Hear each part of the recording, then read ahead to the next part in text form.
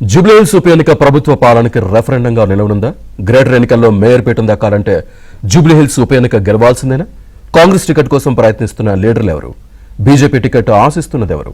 BRS అభ్యర్థి గట్టి పోటీని ఇవ్వగలరా?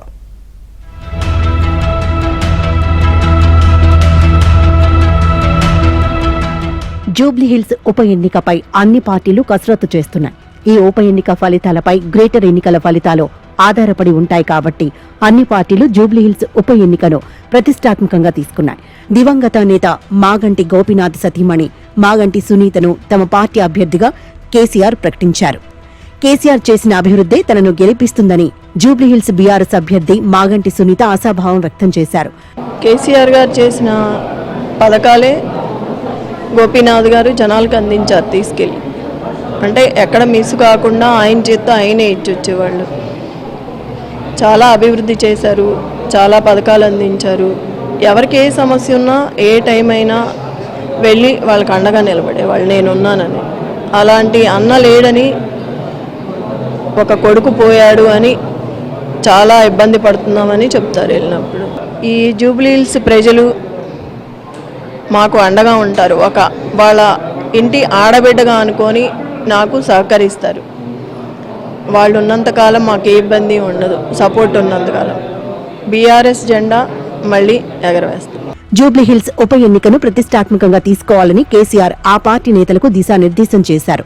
నియోజకవర్గంలో గ్రూపు తగాదాలన్నీ పక్కన పెట్టి అందర్నీ కలుపుకెళ్లాలని వర్కింగ్ ప్రెసిడెంట్ కేటీఆర్ స్థానిక నేతలకు దిశానిర్దేశం చేస్తున్నారు. ఇక బీజేపీ సైతం ఈ ఎన్నికలను సవాలుగా తీసుకుంది. బీజేపీ రాష్ట్ర అధ్యక్షుడిగా రామచంద్రరావు బాధ్యతలు తీసుకున్న తర్వాత ఆయన ఎదుర్కొనున్న తొలి ఎన్నికలు ఇవి. అర్బన్ ప్రాంతంలో కలిసి వస్తుందని కమలనాథులు అంచనా వేస్తున్నారు. కేంద్రం ఇటీవలి తగ్గించిన జీఎస్టీ ఈ ఎన్నికలపై ప్రభావం చూపుతుందని ఆశలు పెట్టుకుంటున్నారు. అభ్యర్థి ఎంపికపై ఇప్పటికీ నిర్ణయం తీసుకున్నప్పటికీ పలు పేర్లను పరిశీలిస్తున్నట్లు సమాచారం. లంకల దీపక్ రెడ్డి, కీర్తిరెడ్డి, కిలారి మనోహర్లలో ఒకరికి బీజేపీ టికెట్ ఇవ్వనున్నట్లు సమాచారం.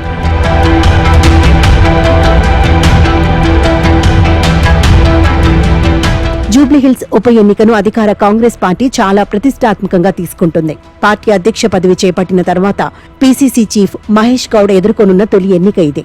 మరోవైపు పార్టీ ఇన్ఛార్జి మీనాక్షి నటరాజన్ కు కూడా ఇదే తొలి టాస్క్. దీంతో ఈ ఎన్నికలను ఖచ్చితంగా గెలవాలని మీనాక్షి నటరాజన్ నాయకులకు టార్గెట్ పెట్టింది. ఇప్పటికే 3 మంత్రులు, పలువురు కార్పొరేషన్ చైర్మన్లతో పలు కమిటీలు వేసిన కాంగ్రెస్ పార్టీ అనేక సర్వేలు చేయించింది. ఇటీవలి సీఎం రేవంత్ రెడ్డి సైతం జూబ్లీహిల్స్ ఉప ఎన్నికపై సమీక్ష నిర్వహించారు. కాంగ్రెస్ ప్రభుత్వం చేస్తున్న అభివృద్ధిని ప్రజలకు వివరిస్తే గెలుపు ఖాయమని నేతలకు రేవంత్ తేల్చి చెప్పారు. అభ్యర్థి ఎంపిక అధిష్టానం చూసుకుంటుందని, అందరూ కలిసి ఈ ఉప ఎన్నికను గెలవాలని దిశానిర్దేశం చేశారు. ఉప ఎన్నికల టికెట్ కోసం కాంగ్రెస్ నుండి నవీన్ యాదవ్ తీవ్రంగా ప్రయత్నం చేస్తున్నారు. అటు మాజీ ఎంపీ అంజన్ కుమార్ యాదవ్, మాజీ మేయర్ బొంతు రామ్మోహన్ సైతం టికెట్ కోసం లాబియింగ్ చేస్తున్నారు. జూబ్లీహిల్స్ ఉప ఎన్నిక ప్రభుత్వ పాలనకు రెఫరెండం లాంటిదని తెలంగాణలో చర్చ మొదలైంది.